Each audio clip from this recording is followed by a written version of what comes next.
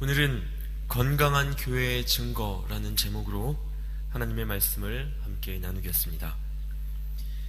지난 이틀간 보았던 데살로니가 전서의 말씀을 통해서 우리가 배웠듯이 바울은 유대인들의 위협 속에서 데살로니가를 떠날 수밖에 없었으나 그곳에 세워졌던 데살로니가 교회는 환난과 유혹 속에서도 하나님의 은혜와 사랑을 의지하며 아주 건강하게 세워져 갔습니다. 이 교회 안에는 믿음의 역사와 사랑의 수고와 소망의 인내가 가득했습니다. 실제로 삶을 움직이는 능력이 된 믿음, 그리고 서로 사랑하기 때문에 늘 동반되었던 수고와 헌신, 그리고 예수 그리스도를 향한 소망으로 핍박 속에서도 인내하는 건강한 교회로 자라갔습니다. 사도이자 목회자로서 바울이 얼마나 그 마음이 기뻤을지 모르겠습니다. 그 무엇과도 바꿀 수 없는 소중한 신앙의 열매들이 가득한 것을 보며 바울은 데살로니가 교회를 향해 감사와 기쁨으로 이 편지를 쓰기 시작한 것입니다. 그러나 데살로니가 교회의 성도들이 처해 있던 당시의 환난과 핍박의 현실은 우리가 가볍게 상상하는 것 그 이상의 것이었습니다. 정말 만만치 않은 시험과 어려움이 그 교회 안에 있었다는 것입니다. 지금 우리가 처한 신앙생활의 상황과는 비교할 수 없을 정도로 그 핍박은 실제적이었고 현실적인 고통이었습니다. 바울은 오늘 우리가 읽은 본문을 통해 이 성도들을 격려하기 원했고 또 견고하게 서도록 돕고자 했습니다. 특별히 바울이 이 데살로니가 교회를 향하여 감사하며 기뻐할 수 있었던 것은 이 교회 안에 건강한 교회 공동체에 있어야 할 비밀들이 자라나고 있었기 때문이었습니다. 데살로니가 교회를 향한 바울의 이 권면은 오늘의 우리에게도 환난 속에서도 건강하게 자라나는 교회의 비밀에 대해 깨닫게 하는 소중한 교훈이 되리라 믿습니다. 교회를 새롭게 하는 믿음과 능력이 우리 안에 허락되어지기를 바라며 오늘의 말씀을 통해 건강한 교회 공동체를 이루기 위한 요소를 함께 살펴보고자 합니다. 먼저 하나님의 능력이 살아있는 교회 공동체에 있는 첫 번째 요소는 무엇인가? 무엇보다 오늘 성경은 하나님의 말씀이라고 기록하고 있습니다. 13절 말씀은 이러므로 우리가 하나님께 끊임없이 감사함은 너희가 우리에게 들은 바 하나님의 말씀을 받을 때에 사람의 말로 받지 아니하고 하나님의 말씀으로 받음이니 진실로 그러하도다. 이 말씀이 또한 너희 믿는 자 가운데서 역사하느니라 라고 기록하고 있습니다. 바울과 그의 동료 사역자들이 전한 하나님의 말씀을 데살로니가 교회 성도들이 어떻게 받았다고 합니까? 사람의 말로 받지 아니하고 하나님의 말씀으로 받았다고 합니다. 그리고 바로 이것이 믿는 자들 안에서 역사하는 능력이 되었다고 바울이 선포하고 있습니다. 여러분, 이것이 하나님의 음성을 구하고 매순간 그분과 교제하기 원하는 그리스도인들에게 있는 기본적인 태도라는 것입니다. 사실 우리는 말씀의 홍수 속에서 살아가고 있습니다. 아주 가까운 곳에 성경책이 있고 인터넷만 조금 뒤져보면 좋은 설교 찾아 듣기가 어렵지 않습니다. 얼마나 설교들이 넘쳐나기 시작했는지 거짓 설교와 잘못된 요소를 포함하고 있는 설교 또한 반대급수로 넘쳐나고 있는 시대입니다.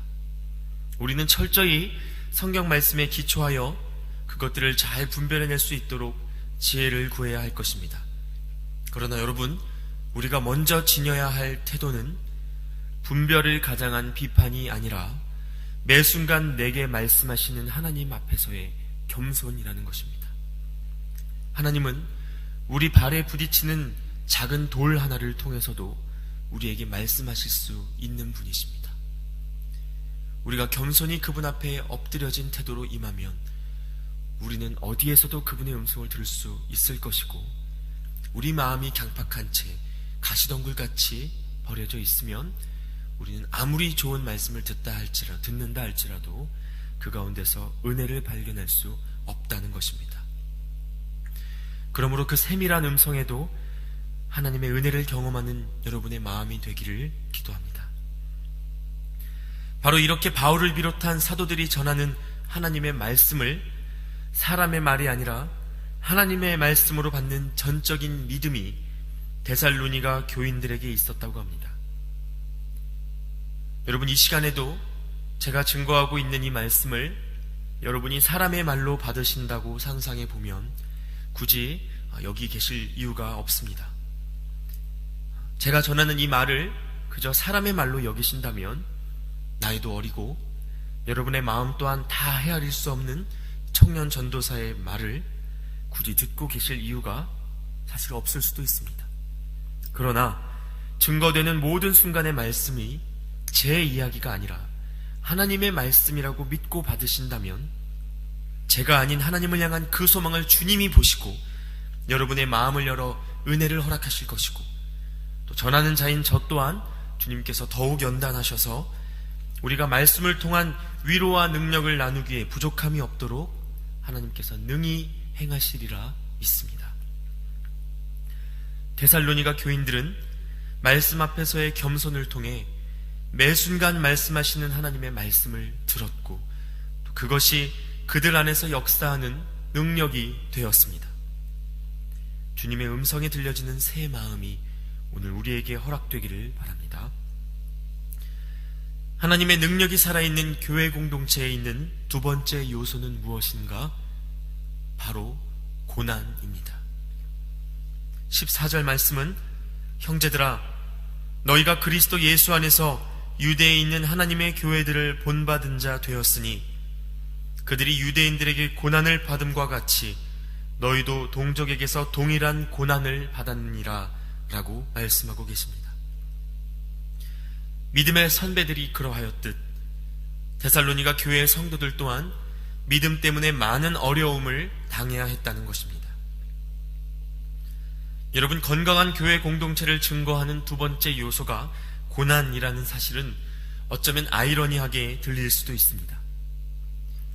아니, 하나님의 뜻대로 세워진 교회에 왜 고난이 계속되는가? 왜 대적이 존재하는가? 우선 여기서 말하는 고난은 내 인격의 문제나 실수 때문에 겪는 개인적인 어려움을 뜻하는 것은 아닙니다. 이 말씀 속에서의 고난이란 성도들이 믿음 때문에 겪는 고난을 말합니다. 예수 이름을 증거하고 하나님의 법대로 살아가다가 겪는 손해와 어려움을 말하는 것입니다. 믿음대로 살아보지 않은 사람은 이 어려움을 이해하지 못합니다. 우리 입맛에 맞는 삶만을 추구해온 사람은 손해와 어려움을 피하는 것만이 최고의 가치라고 생각하며 살기 때문에 고난 속에서, 어려움 속에서 비로소 더욱 빛나는 참 믿음을 누려본 적이 없습니다. 건강한 교회 공동체에는 하나님의 말씀을 진정 하나님의 음성으로 받는 영적인 문화가 있으며, 이 때문에 그 하나님의 말씀대로 살아가려는 거룩한 몸부림이 존재합니다. 그리고 그 거룩한 삶은 세상의 삶과 부딪힐 수밖에 없습니다. 여기에 성도들이 겪는 고난이 있다는 것입니다. 그러므로 여러분, 믿음 때문에 겪는 고난이 있다면 주님이 함께 하심을 알고 기뻐하시길 바랍니다. 어려움이 있다면 그것이 여러분 안의 믿음을 돌아보며 확증할 수 있는 귀한 기회임을 기억하시기 바랍니다. 데살로니가 교회 성도들이 하나님의 말씀 속에서 고난이 클수록 더욱 넘치는 위로와 소망을 발견했던 것처럼 고난 속에서도 더욱 빛을 발하는 믿음으로 많은 이들에게 증거가 되시는 여러분이 되시기를 기도합니다. 하나님은 그 고난을 기억하시고 이기고도 남을 힘과 위로로 여러분을 찾아오실 것입니다. 이제 마지막으로 하나님의 능력이 살아있는 교회 공동체에 있는 세 번째 요소는 무엇인가? 바로 성도 간의 건강한 교제입니다.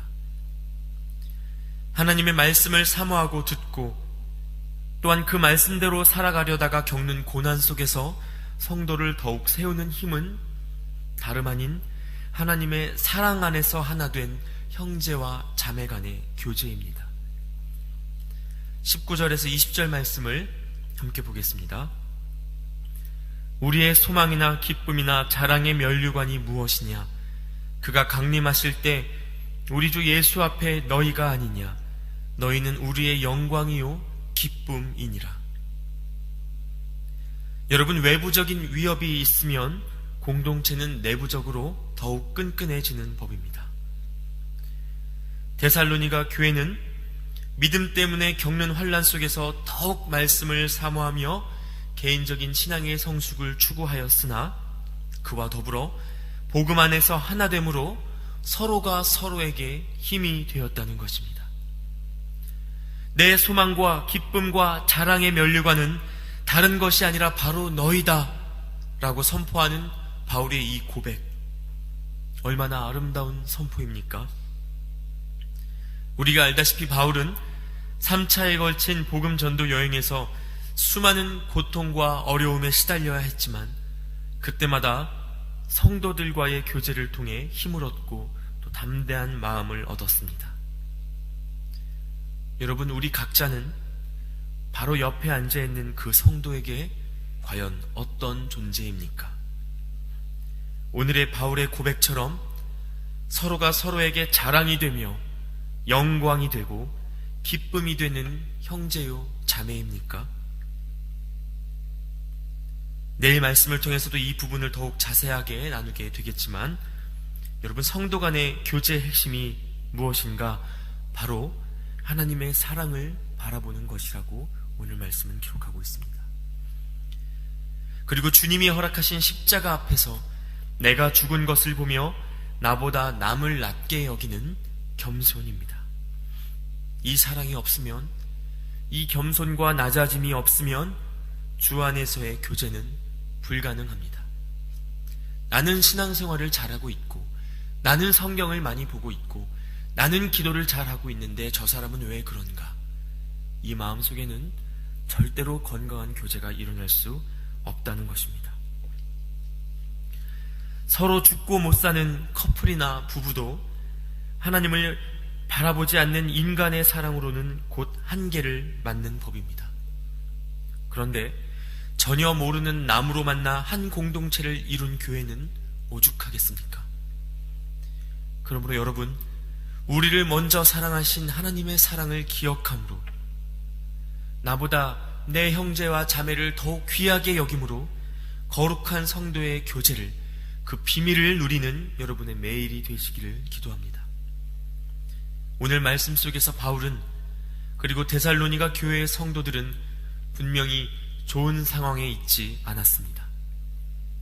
예수님을 믿는다는 것 때문에 죽임당하고 옥에 갇히며 모든 것을 빼앗기는 억울한 삶을 살아야 했습니다. 그러나 이들은 교회라는 이름 안에서 가장 행복한 이들이었습니다. 어떻게 그럴 수 있었는가? 하나님의 말씀을 사람의 말로 받지 않고 하나님의 말씀으로 받는 그 간절함, 믿음 때문에 겪는 어려움과 손해 속에서도 타협하지 않고 살아가는 그 고난 속의 인내, 그리고 하나님의 사랑을 기억하며 나보다 남을 귀하게 여기는 사랑의 교제가 그들에게 있었기 때문입니다. 하나님은 오늘의 우리에게도 말씀하십니다. 칠레 영락교회가 하나님의 소망이 되어 그분의 마음을 시원하게 하는 교회가 되도록 여러분 한 분 한 분을 초청하고 계십니다. 우리 중에 누가 그것을 위하여 쓰임받을 수 있겠습니까? 기도의 자리를 사모하고 말씀 듣기를 사모하여 나온 여러분을 통해 하나님이 일하시기를 간절히 기도합니다. 말씀을 향한 간절함과 고난 속에서도 믿음을 지키는 인내와 형제와 자매를 사랑하는 사랑의 교제가 우리 안에 가득하여 우리 교회가 하나님의 소망이 되고 바로 여러분 한 분 한 분이 이 교회의 소망으로 새롭게 되시기를 간절히 기도합니다. 함께 기도하겠습니다.